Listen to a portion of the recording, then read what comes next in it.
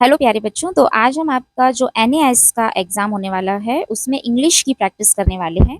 तो यहाँ पर मेरे पास एक प्रैक्टिस पेपर है इस मंथ का, जिसके क्वेश्चन का सॉल्यूशन हम करेंगे। आप इसे ध्यान से समझेंगे और अपनी प्रैक्टिस करेंगे। फर्स्ट क्वेश्चन है, given below are four sentences, चार सेंटेंसेस दिए हुए हैं। Choose the right sequence in which these sentences have to be arranged to read meaningfully. तो कोई भी स्टोरी होती है, उसके अलग अलग पार्ट्स अगर लिखे हुए हैं तो आपको उस स्टोरी को राइट सीक्वेंस में जमाना है कि किसके बाद कौन सा इवेंट हुआ होगा। तो उसी तरीके से इसको सॉल्व किया जाता है। सबसे पहले देखिए, Anil and Ravi made paper boats, first हमारा सेंटेंस है। Next day the houses were surrounded by rain water. Third है, it rained heavily in the night. और फोर्थ है, they sailed their boats in the rain water. तो देखिए, जब second question में next day लिखा है, इट मीन्स कि ये बाद में ही हुआ होगा। तो जिस भी ऑप्शन में 2 नंबर पहले है उसको तो हम कैंसिल कर देते हैं। तो बी और सी ऑप्शन हमारे हट जाते हैं। अब सिर्फ बचता है ए और डी। तो ए और डी में आप देखिए कि थर्ड वाला जो सेंटेंस है वो फर्स्ट नंबर पे है, तो हम इसे यहाँ भी मार्क कर लेते हैं।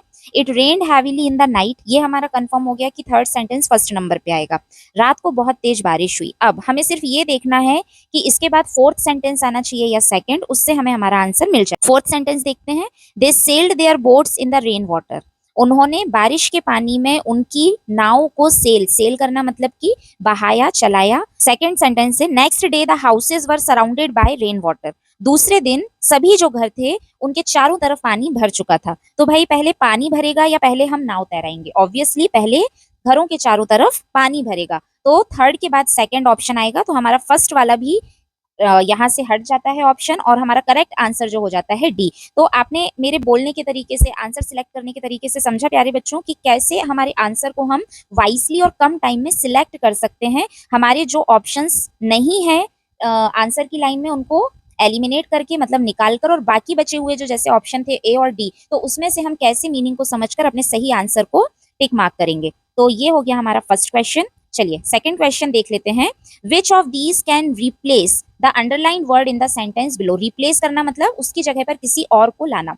सेंटेंस देख लेते हैं, Priya's dog chased her cat across the garden. मतलब ये गार्डन है और गार्डन के अक्रॉस मतलब साथ साथ में। तो प्रिया का जो डॉग है उसकी बिल्ली को पूरे गार्डन में चेज यानी उसका पीछा कर रहा था। तो पीछा करना यानी रैन बिफोर, आगे दौड़ना, रेन आफ्टर, पीछे दौड़ना, रैन टुगेदर साथ में दौड़ना, या रैन अवे दूर दौड़ना। क्योंकि वो पीछा कर रहा था मतलब वो उसके पीछे था, मतलब आफ्टर उसके बाद में था। तो राइट आंसर यहाँ पर जो हमारा हो जाता है वो है B.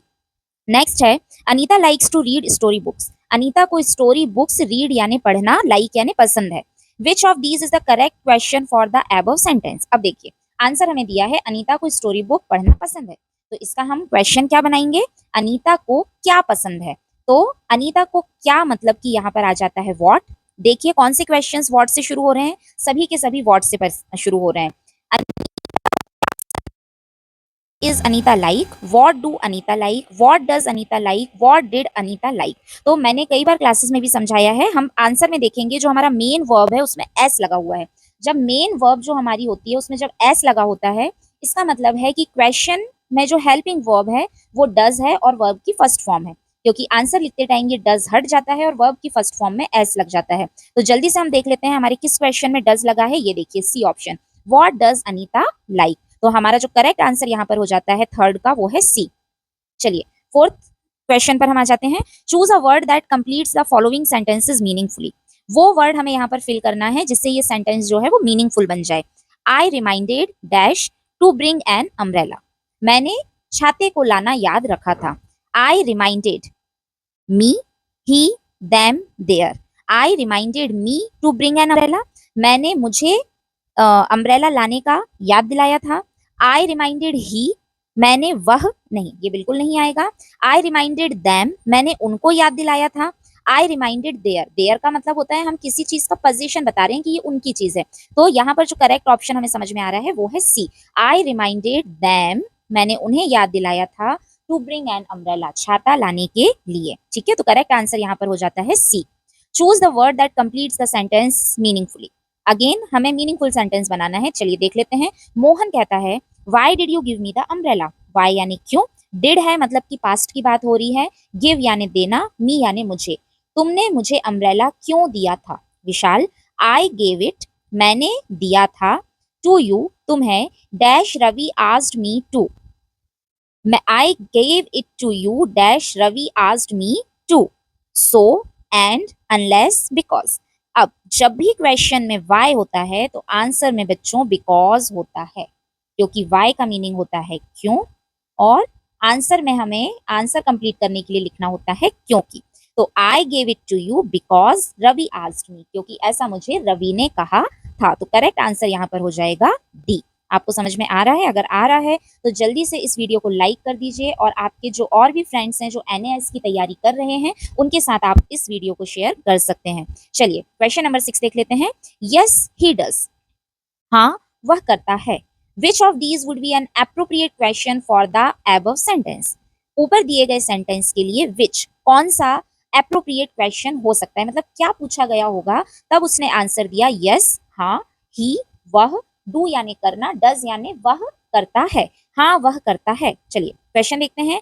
Who knows to swim, who यानी कौन, कौन स्विम करना, नोज जानता है, तो जानता है में करता है आंसर तो नहीं आएगा। When does Tom swim, when यानी कब, अगर कब पूछा है मतलब आंसर में टाइम होना चाहिए, तो ये भी हमारा एलिमिनेट हो जाता है। व्हाट डज टॉम नो, टॉम को क्या पसंद है, तो यहाँ भी क्या पसंद है में तो आंसर में बताया जाएगा ना ये पसंद है या वो पसंद है, तो ये भी हमारा क्वेश्चन एलिमिनेट हो जाता है। Does Tom know how to swim, क्या टॉम को पता है कि स्विम कैसे करते हैं। यस ही डज, हाँ वह करता है या हाँ उसे पता है, तो हमारा ऑप्शन जो सही है वो है डी। तो यहाँ देखिए प्यारे बच्चों, हमने एक बार फिर से ऑप्शंस को डिलीट करते हुए हम हमारे सही आंसर तक पहुंचे थे। चलिए नेक्स्ट पर आ जाते हैं हम 7th। Which of the following has the same sound as in CREAM, cream. Which यानी कौन सा, नीचे दिए हुए वर्ड्स में से सेम साउंड, सेम साउंड यानी जब आप किसी वर्ड को बोल रहे हैं तो आपके मुंह से साउंड यानी ध्वनि, मतलब आवाज कैसी निकल रही है, तो जब हम क्रीम को बोलते हैं तो क्रीम के जैसी ही आवाज कौन से वर्ड को बोलने से निकल रही है, इट मीन्स हमें यहाँ पर राइमिंग वर्ड को निकालना है। तो चलिए देख लेते हैं। SLIM slim, DREAM dream, NAME name, RAM Ram, या कंप्यूटर की लैंग्वेज में से देखें तो रैम भी हो सकता है। तो यहाँ पर देखिए क्रीम और ड्रीम है ना, लास्ट में ई मीम आ रहा है, दोनों ही सेम साउंड कर रहे हैं, it means we are having the correct option B. हमारा आंसर जो 7th का हो जाएगा वो बी है। तो देखिए बच्चों, मैं आपको यहाँ पर राइट आंसर चूज करने के साथ साथ कैसे ऑप्शंस को एलिमिनेट करके आप सही आंसर तक पहुंच सकते हैं वो भी बता रही हूँ। तो अगर आपको ये ट्रिक्स पसंद आ रही हैं तो वीडियो को लाइक और शेयर जरूर करिएगा, और अभी तक आपने अगर मेरे चैनल को सब्सक्राइब नहीं किया है तो जल्दी से कर दीजिए, क्योंकि आगे आने वाले सभी एग्जाम्स और जो भी आपके कोर्स से रिलेटेड कंटेंट है उसके वीडियोस आपको मिलते रहेंगे। चलिए नेक्स्ट क्वेश्चन देखते हैं। Look at the poster, poster को देखिए and answer the questions given below. तो चलिए हम यहाँ ये पोस्टर देख लेते हैं, जल्दी से हम इसकी हेडलाइंस पढ़ लेते हैं। It's world mental health day, free meditation workshop on October 10, register at, यहाँ पर एक साइट दी हुई है, take a brain break, give your mind a few minutes of peace and calm each day. यहाँ पर इसके बाद एक पिक्चर बनी हुई है, मतलब ये बेसिकली हेल्थ डे पर बेस्ड एक पोस्टर है। तो चलिए अब हम यहाँ पर देख लेते हैं कि इस पे बेस्ड क्वेश्चन कौन से हैं। मैंने इसको थोड़ा सा छोटा कर दिया है जिससे आपको सारी चीजें स्क्रीन पर दिख जाएं। चलिए फर्स्ट क्वेश्चन है, when is the free meditation workshop schedule. यहाँ पर डेट्स दी हुई हैं और पूरे जो यहाँ पर पोस्टर है उसमें सिर्फ एक ही डेट मेंशन है, दैट इज October 10। तो हमारा करेक्ट यहाँ पर जो आंसर होता है वो है बी। इसके बाद चलिए नेक्स्ट हम देख लेते हैं, what special day is being celebrated on the day of the workshop. कौन सा डे यहाँ पर सेलिब्रेट किया जा रहा है, तो देखिए फर्स्ट लाइन ही है, it's world mental health day. तो यहाँ पर आपको दिख रहा है कौन सा आंसर सही है, again option B is the right answer. Next question है, the suggestion given in the poster for mental wellbeing is.